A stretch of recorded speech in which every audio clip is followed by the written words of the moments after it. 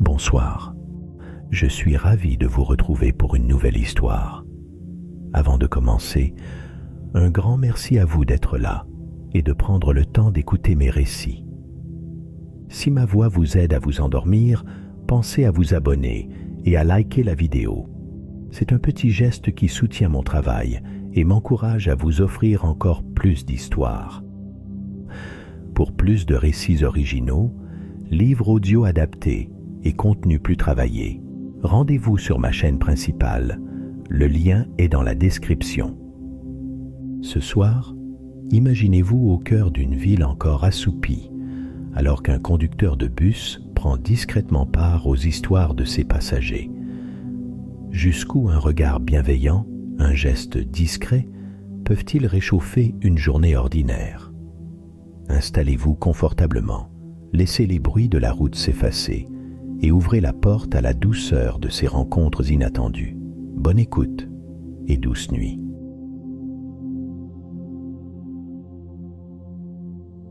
Au cœur d'un matin où la ville bâille encore derrière ses toits d'ardoise, Marc stationne son bus dans l'ombre longue des hangars. Il coupe le moteur, inspire lentement.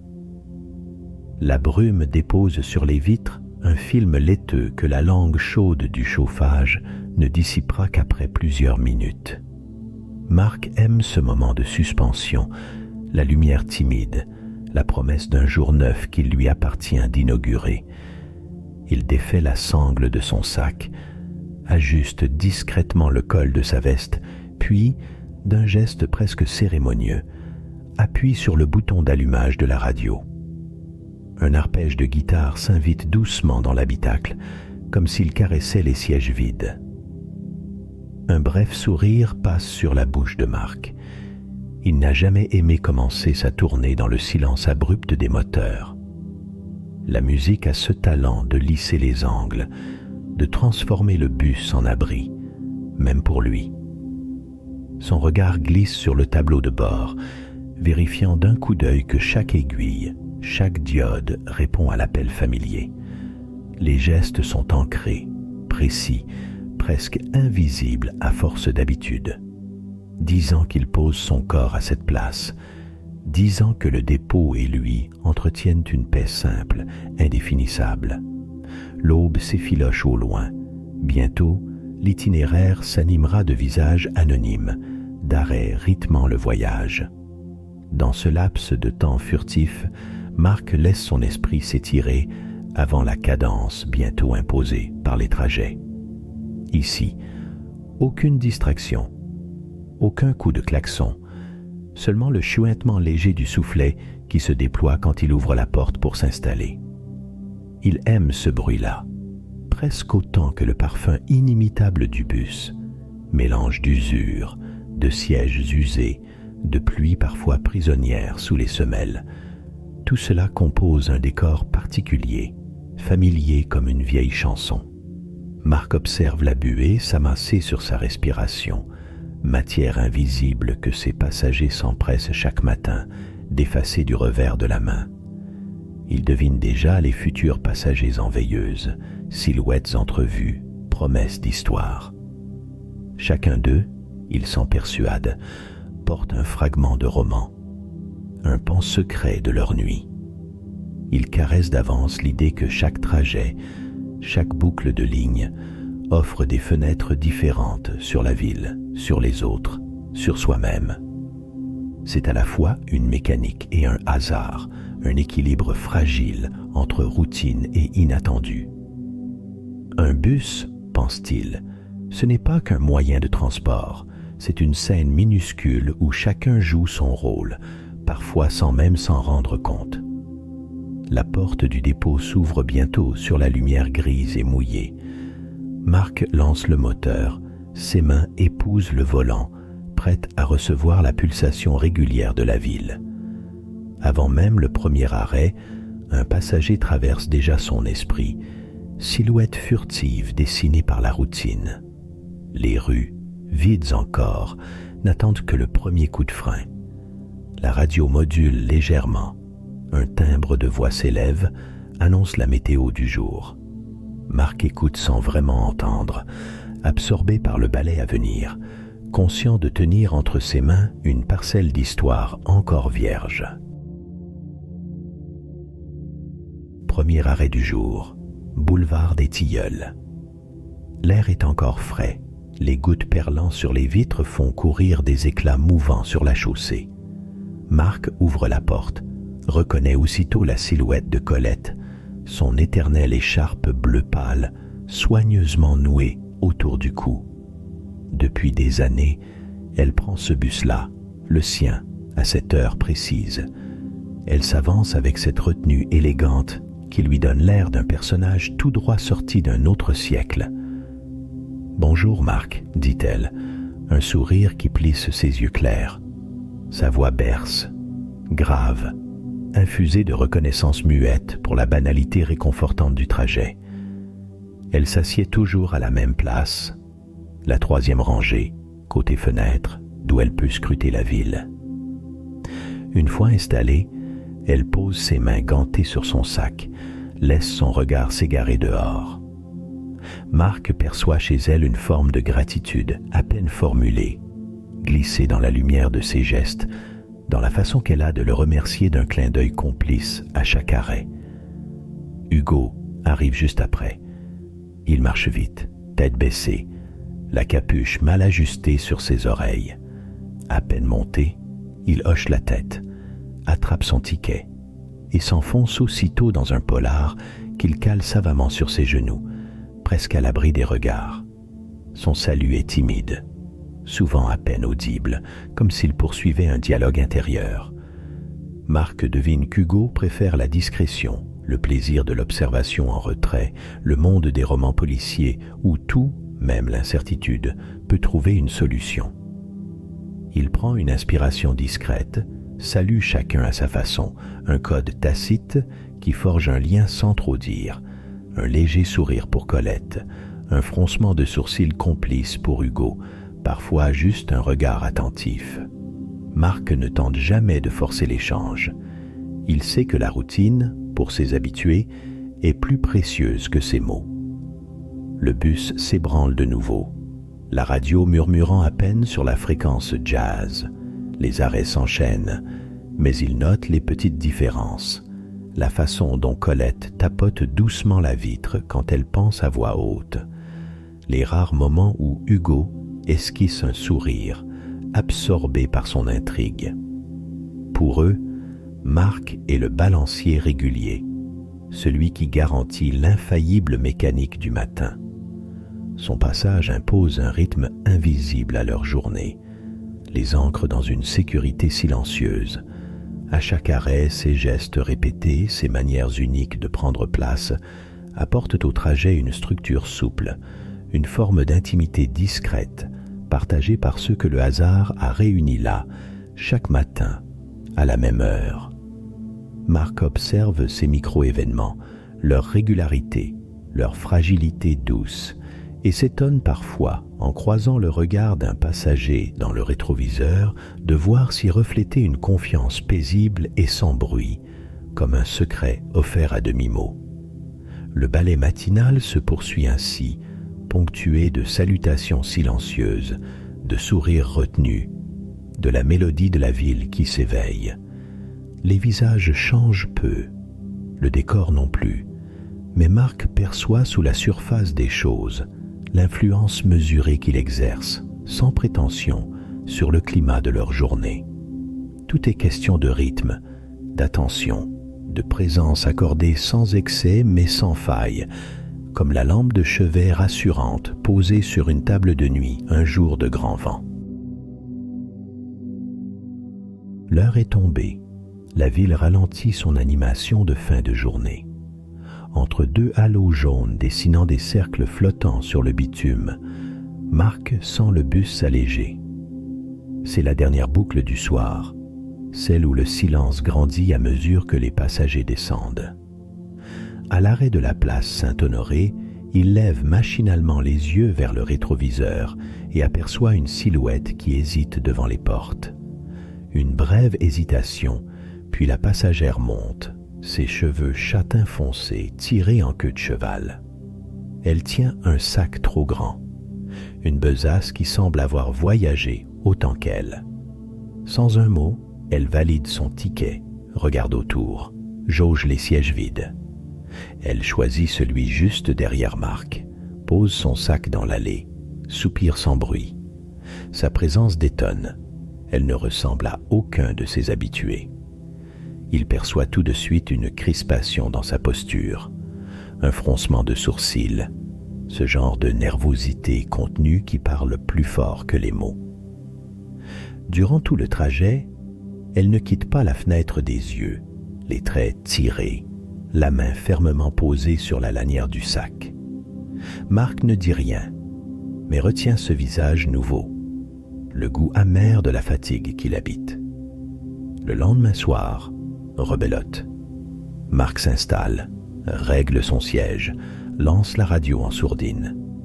Les portes s'ouvrent et la même passagère monte, plus décidée cette fois. Elle lui adresse un léger signe de tête en passant. Son sac claque contre la paroi quand elle s'assoit, toujours derrière lui. Marc sent que quelque chose pourrait advenir. Il ne pousse pas à la conversation, mais il n'éteint pas sa présence, disponible. À mi-chemin, une voix hésitante. « Excusez-moi, vous roulez toujours à cette heure-là » Marc ne se retourne pas tout de suite, préfère répondre en douceur, pour ne pas brusquer la confiance qui cherche à naître. Oui, tous les soirs, c'est un rythme tranquille. La passagère hoche la tête, son regard se fait moins farouche. Quelques arrêts plus loin, elle reprend, comme si la première phrase lui donnait le droit d'en déposer d'autres. « Je m'appelle Clara. Désolé si je parle trop. C'est juste compliqué en ce moment. Je ne dors pas bien. » Elle mâche quelques mots, en laisse d'autres en suspens. Marc répond d'une voix posée, enveloppante. On a tous nos nuits blanches. Parfois, un trajet tranquille aide à remettre les idées en place. Les soirs suivants, Clara monte toujours à la même heure. Parfois, elle s'efforce de sourire, serre un carnet contre elle. Parfois, elle ne parle pas. Mais son échine se relâche lentement. Un soir, elle s'ouvre un peu plus, le travail, les enfants, la maison. J'ai l'impression de porter tout ça d'un coup. Décrocher un moment, c'est devenu rare. Le bus roule doucement, la ville s'étire derrière les vitres. Marc lui glisse avec son léger accent du sud. Ce bus, c'est comme un sas. Ici, pas besoin de peser chaque minute. Clara laisse échapper un souffle, demi-sourire timide. Vous avez raison, je crois que je commence à apprécier la routine. Un soir, alors que la pluie tambourine sur le toit, Clara monte le visage lavé d'eau, la démarche un peu moins tendue. Elle ne s'assoit pas tout de suite, hésite, puis confie dans un murmure. « Merci d'écouter, ça change tout. » La sincérité de Marc n'a rien d'effusif, mais elle emplit l'espace de chaleur. Clara s'installe alors, son carnet ouvert, griffonne distraitement, laissant fin son regard traverser la vitre sans appréhension. Sa voix gagne en assurance, infime victoire répétée à chaque trajet, comme si le roulis du bus et l'amabilité contenue de Marc recousaient en silence quelque chose d'elle. Le matin éclaboussait les trottoirs de ses flaques tremblantes. Marc installait calmement ses mains sur le volant, captivé par la mélodie grave des gouttes sur le toit du bus.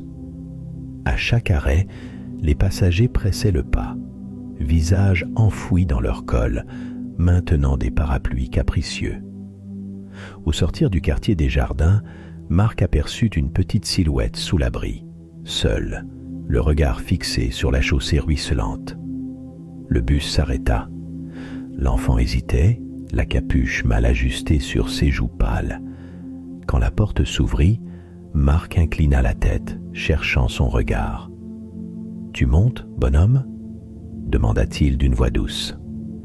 L'enfant hoche la tête, balbutia un Bonjour, s'essuyant le front du revers de la manche, puis grimpa prudemment les marches. Il resta debout, mains serrées sur les lanières de son sac d'école. Marc, voyant sa silhouette minuscule dans le rétroviseur, fit signe. « Viens t'asseoir devant, c'est plus chaud ici. » L'enfant s'installa sur le siège juste derrière la cabine, nerveux. Un silence cotonneux s'installa. Marc, attentif, reprit la route.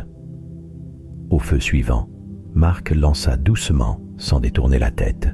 « Il pleut fort ce matin, hein? Je m'appelle Marc. C'est ton école, par ici. » La voix de l'enfant, ténue, se fit entendre. « Je m'appelle Lucien. J'ai raté mon bus. Il est parti sans moi, je crois. » Il triturait la fermeture de son sac avec la crainte de ceux qui n'osent jamais déranger. Marc ralentit, déployant autour de Lucien une bienveillance discrète. « C'est pas grave, ça arrive, tu sais. On va rattraper ça. Tu veux m'indiquer où tu descends d'habitude? Ta mère est prévenue? » Lucien secoua la tête. « J'ai pas eu le temps. Elle travaille à la boulangerie, tout près du grand rond-point. » Sa voix hésitait, accrochée à chaque mot. Le bus glissait silencieusement sur les avenues dépeuplées, cabossant les flaques avec douceur. Marc, sans brusquer, proposa. « On va appeler ta maman en arrivant au terminus, d'accord? Ça la rassurera. Et puis, si tu veux, je t'amène jusque-là. » Lucien acquiesça, le visage soulagé mais un peu rouge, comme pris en faute. Il regardait par la fenêtre les reflets liquides filer, abrités enfin. À mesure que le trajet avançait, le silence s'ouvrait. Lucien, apaisé par la routine rassurante du moteur, se mit à raconter, presque pour lui-même, des bribes de 6e.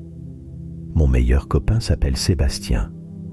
Hier, on a trouvé un hérisson dans la cour de l'école. Moi, j'aime bien dessiner, mais juste dans mon cahier. » Sa voix oscillait entre secret et offrande discrète.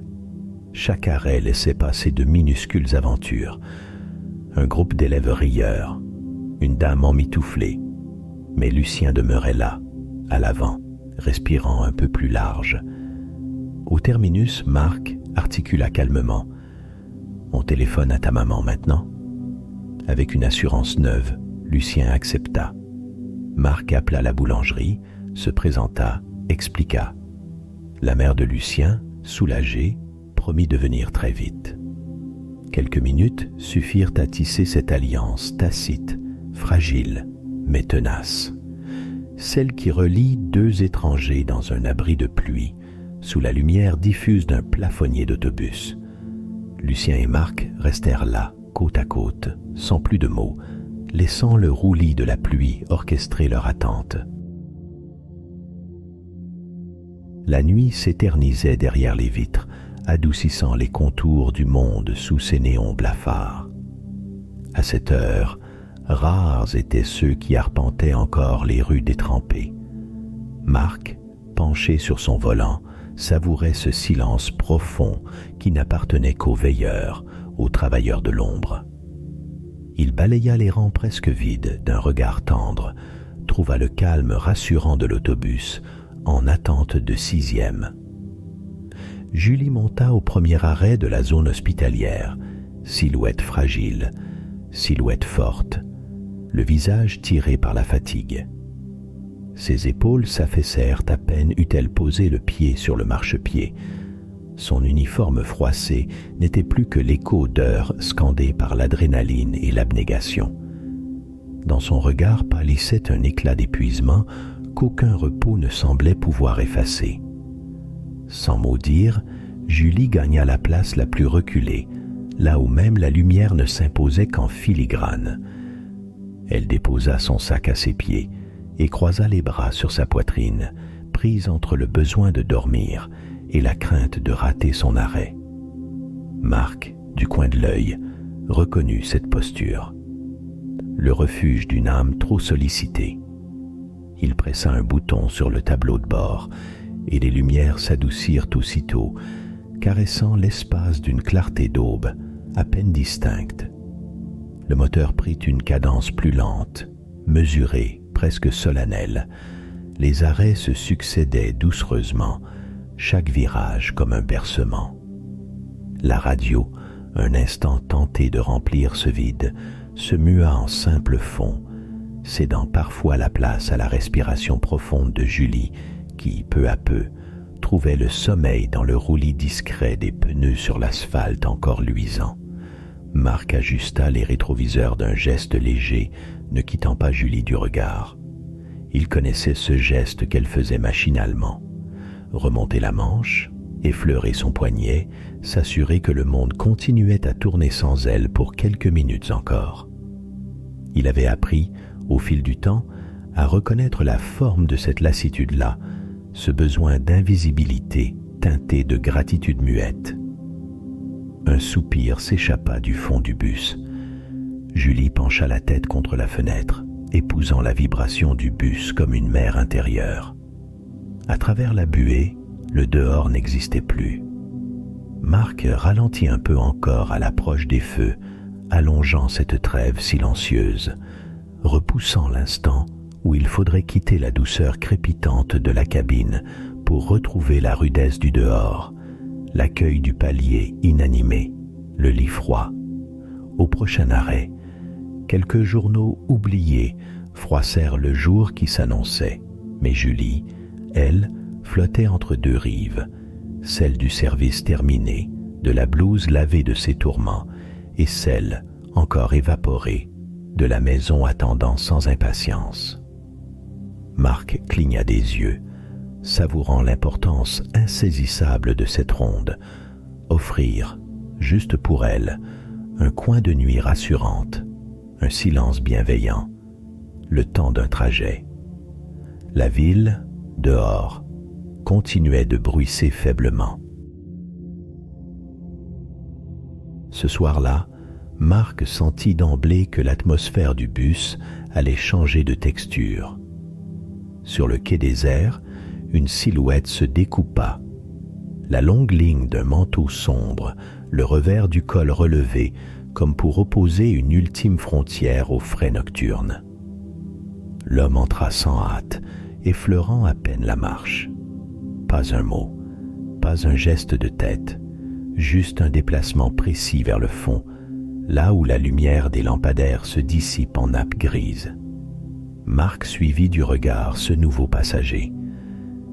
Il aimait s'attacher à ces détails imperceptibles qui racontent sans parler. La main gantée qui se pose lentement sur la barre, la valise fine déposée au sol. L'homme, peut-être la cinquantaine, le visage marqué mais impassible, choisit la dernière place, presque à l'angle, là où la nuit prolongeait le mystère. Marc hésita, puis lâcha la poignée des regards. La présence de Léonard, révélera-t-il plus tard sur l'affiche du soir, n'avait rien d'inquiétant. Elle imposait seulement un écart, une réserve polie, comme celle d'un visiteur attendri par la solennité d'une vieille église. Au fil des arrêts, le bus s'emplit par vagues rares de silhouettes éparses, des ouvriers au journal chiffonné, une femme tirant une valise cabossée, un couple silencieux comme s'ils avaient juré de ne rien se dire. Mais aucune de ces présences ne semblait effleurer Léonard, replié dans sa zone d'ombre, absorbé peut-être dans les pelotes de ses pensées. Marc, professionnel aguerri mais homme d'intuition, n'essaya pas de l'interpeller. Les passagers pressentis pour la confidence savent aussi, parfois, ne pas forcer la porte de l'inconnu. Il notait tout de même. Léonard ne lisait pas, ne consultait pas de téléphone, ne fixait pas la vitre. Son regard, perdu quelque part entre deux points, allait d'un détail visible à un autre, comme si chaque élément du bus éveillait en lui un souvenir, une pensée discrète, un fil de passé. Marc s'attarda devant un feu rouge, les yeux plongés dans le miroir de surveillance. L'homme s'était légèrement décalé, laissant la lumière glisser sur ses mains croisées. Ni agitation, ni nervosité. seulement une présence lourde d'attente, mais sans trace de véritable tension. À chaque arrêt, Marc guettait, sans le vouloir, le moindre signe, un frémissement, une respiration trop audible, le bruit d'un imperceptible froissement de tissu. Rien, sinon cette constance et le sentiment que cet homme n'était pas étranger à la nuit. Léonard semblait vouloir s'effacer autant qu'il voulait rester. Peut-être que le bus, ce soir, était à la fois refuge et promontoire. Marc songea brièvement à entamer la conversation, glisser un « Bonsoir, il fait frais ce soir », mais ce silence-là était d'une nature rare, exigeante, qu'on ne détériore pas d'une politesse hâtive. L'étrangeté flotta entre les deux hommes, distillée en notes invisibles dans la pénombre mouvante du véhicule. Loin de l'angoisser, Marc y trouva même une sorte de fascination. Léonard appartenait à ceux dont la solitude n'est pas à consoler. Il lui accorda donc ce respect muet, déposant, d'une main sûre, son bus à chaque station, prolongeant la cadence de la nuit et l'accueil d'un mystère de velours. À l'heure où la lumière glisse obliquement sur les sièges, la cadence du bus se fait plus vive. Les derniers retours du soir, une agitation particulière flotte dans l'allée, entre sacs d'épicerie et éclats de voix brèves. Sur les banquettes arrière, Anaïs tente de trouver la bonne position. Son ventre arrondi l'oblige à modifier ses gestes, mais elle garde ce sourire tendre, offert en coin à Marc chaque soir. Ce soir, la fatigue s'installe plus lourdement que d'habitude. Elle attend que le bus roule, que les passagers redescendent, puis profite d'une accalmie pour s'approcher et se poser près du conducteur, là où la vitre laisse filtrer la tiédeur de l'habitacle. Sa voix se fait plus faible, empreinte d'une pudeur discrète. « Marc, vous sentez parfois, vous, quand tout change. J'ai l'impression que le monde bascule en douceur, rien qu'en sentant mon bébé bouger la nuit. » Marc, l'œil attentif au rétroviseur comme aux confidences, penche faiblement la tête. Il ne donne pas de grands conseils. Il écoute, ce qui plaît à Anaïs. Depuis quelques soirs, ils se sont accordés cette parenthèse. Elle partage ses doutes, glisse ses espoirs, parfois entre deux éclats de rire, parfois sous une touche d'inquiétude. « J'ai peur de ne pas être à la hauteur », avoue-t-elle dans un souffle, de ne pas savoir apaiser ses pleurs. Marc laisse filer les kilomètres, puis glisse, plus bas. On apprend en avançant. Les premiers gestes, ils viennent d'eux-mêmes, comme conduire ce bus. Au début, j'avais peur de brusquer tout le monde. Et puis, on trouve son rythme, vous verrez. Elle le regarde longuement, prend la mesure de l'échange. Les mots, simples, résonnent comme une caresse insoupçonnée. Alors Anaïs se confie. Les nuits peuplées de questions, la surprise de reconnaître dans le reflet d'une vitrine son profil de future mère, la sensation parfois vertigineuse d'attendre quelqu'un qu'on ne connaît pas encore. Le bus s'arrête à un feu clignotant. Dans la lumière rose des lampadaires, elle ose. Vous croyez que le bébé sent tout ça? Les changements d'heure, la peur, l'espoir, la rumeur du bus le soir. Marc sourit, pas moqueur, mais aussi précautionneux que possible. Je crois qu'il ressent votre énergie, votre envie de bien faire, et tout ce qui vous émeut, même la douceur de ce trajet. Une main posée sur son ventre, Anaïs ferme les yeux un instant. Cette conversation a la texture d'un châle chaud, jeté sur ses épaules à la tombée de la nuit. Les mots du conducteur dessinant autour d'elle une zone rassurante, hors d'atteinte des angoisses. Sur les sièges du fond, le silence s'est fait.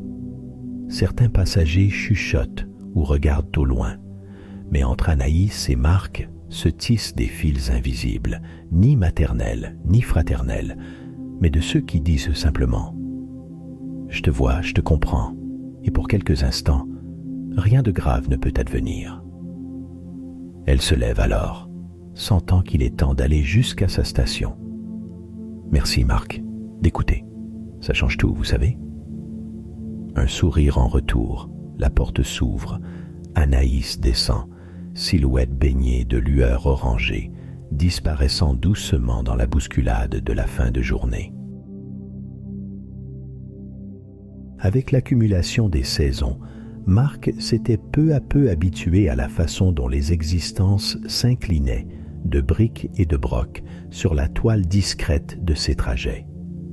Ce matin-là, il observait la pluie ruisseler sur le pare-brise, dessinant des chemins sinueux qui, en secret, ressemblaient à ceux des passagers étirant leur vie entre les arrêts du quotidien. Il n'y avait rien de spectaculaire dans la répétition, mais derrière ce mouvement régulier, des traces minuscules persistaient. Hugo, d'ordinaire absorbé par ses intrigues policières, avait attendu la fin du parcours. Le bus s'était vidé sous un crachin persistant et il s'était avancé, tenant dans les mains un livre à la couverture usée. Sans préambule, Hugo s'était campé devant Marc, cherchant d'abord ses mots, puis s'était lancé. « J'ai longtemps hésité. Mais ce roman, je crois qu'il pourrait vous plaire. » Il avait tendu l'ouvrage, fragile, annoté, le genre de cadeau qui sent l'expérience intime. Marc, surpris, avait accepté sans protester, prêt à accueillir cet échange inattendu. « Merci, Hugo. Je le lirai. Tu me raconteras ce qui te plaît dedans ?» Hugo avait esquissé un sourire fugace, moins timide, presque complice, puis s'était éclipsé dans la bruine. Quelques jours plus tard, Clara attendait à l'abri de l'arrêt, l'imperméable entr'ouvert, l'air indécis. Elle salua Marc d'un signe plus affirmé que d'habitude, hésita, puis vint s'asseoir près de la porte avant. « J'ai eu ce poste, vous savez. Je ne crois pas que j'aurais retenté sans nos discussions du soir. Vous êtes toujours là, à offrir un mot simple. J'avais besoin de ça, quelqu'un qui ne juge pas. » Marc sentit une chaleur discrète s'installer sous sa veste. Il n'était pas doué pour ces situations, préférant d'ordinaire les gestes à la parole. Pourtant, cette fois, il répondit doucement. « Vous aviez surtout besoin de croire en vous. Les encouragements dépassent rarement la portée d'un sourire, mais parfois, ils portent loin. » Clara, émue, détourna la tête pour masquer un éclat dans ses yeux. « Vos phrases, elles restent, vous savez. Elles sèment quelque chose. » Ce fut alors une succession de petits gestes, parfois un remerciement murmuré par Colette à la descente, parfois le livre d'Hugo, glissé sur le tableau de bord comme un porte-bonheur, parfois un simple « merci », à peine audible au coin d'un siège tiède, ou même le hochement de tête entendu d'une passagère affairée. Il n'en faisait jamais cas, Marc. Cela ne se lisait pas sur son visage, pas un orgueil déplacé, juste une attention souterraine, offerte sans tapage. Il rangeait tout cela comme on plie des lettres précieuses dans une boîte en bois. Son bus devenait une arche de confidence silencieuse, un petit théâtre où les rôles changent sans cesse, mais où chacun laisse, à sa manière, une marque invisible. De temps à autre, entre deux arrêts, Marc se souvenait des regards, des mots qui flottaient après la fermeture des portes. Rien de spectaculaire, seulement des éclats tranquilles qui, lentement, transformaient la routine en passage vivant. Ce sentiment de traverser la ville d'un bout à l'autre, en cueillant au creux de la paume la délicate empreinte de celle et ceux qu'il transportait, lui suffisait. Le crépuscule enveloppait le bus d'une lumière dorée qui s'effilochait sur les sièges vides. Le dernier trajet tirait à sa fin, et Marc, bercé par le ronronnement du moteur, jetait de temps à autre un œil dans le rétroviseur.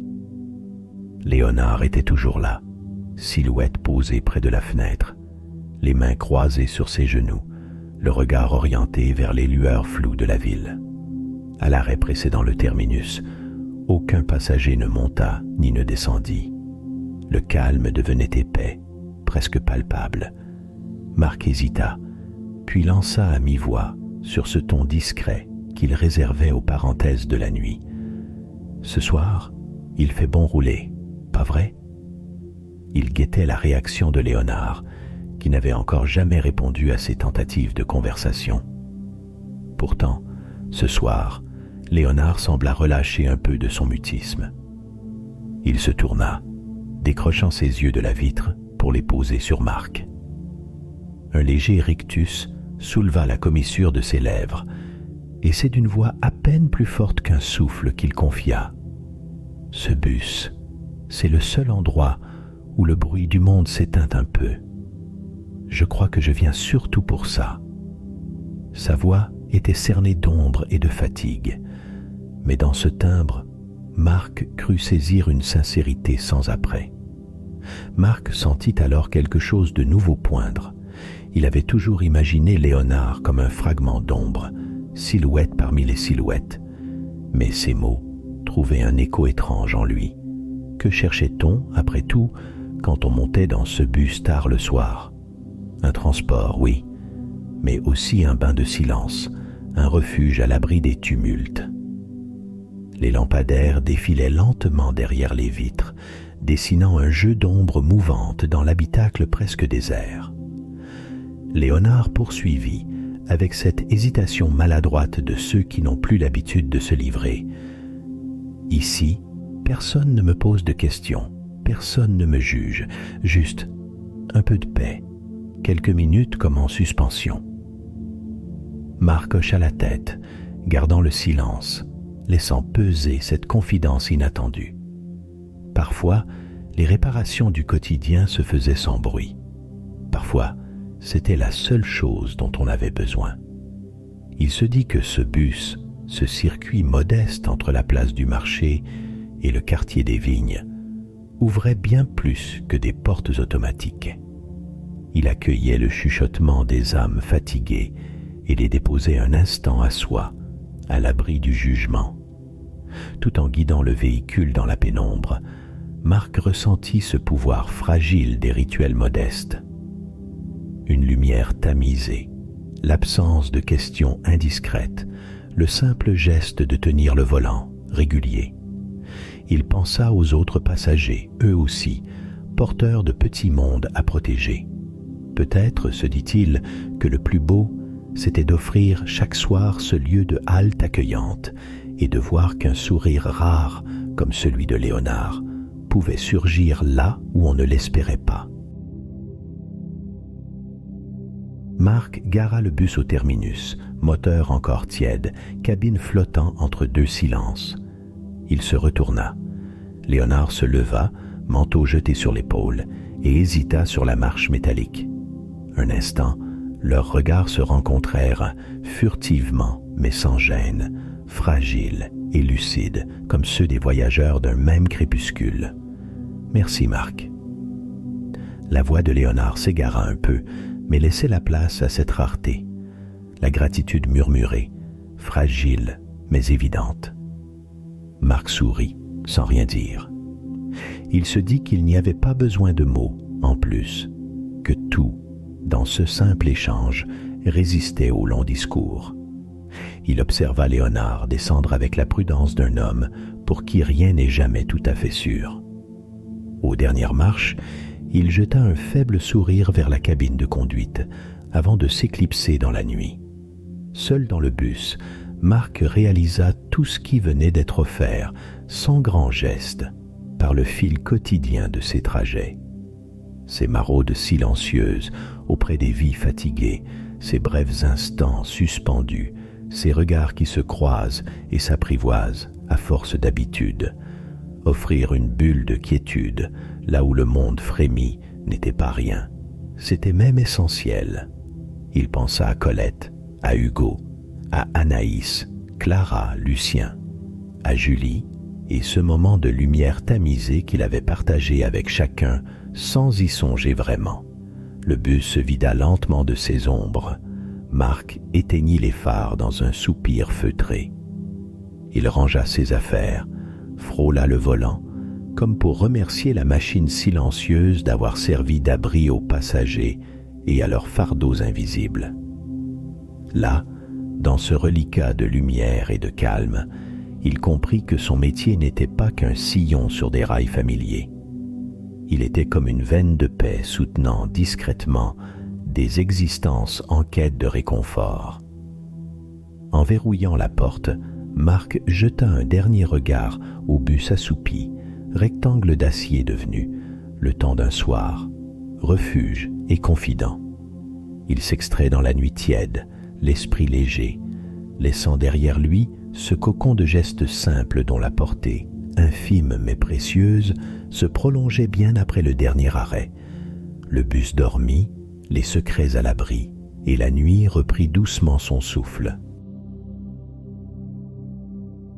J'espère que cette histoire vous a plu. Si c'est le cas, n'hésitez pas à vous abonner et à liker la vidéo. Je vous invite une fois de plus à rejoindre ma chaîne principale, où la narration, la prononciation et les histoires sont plus travaillées. Vous y trouverez des compilations, des livres audio et des récits plus originaux. Sur ces mots, je vous souhaite une bonne nuit et de merveilleux songes.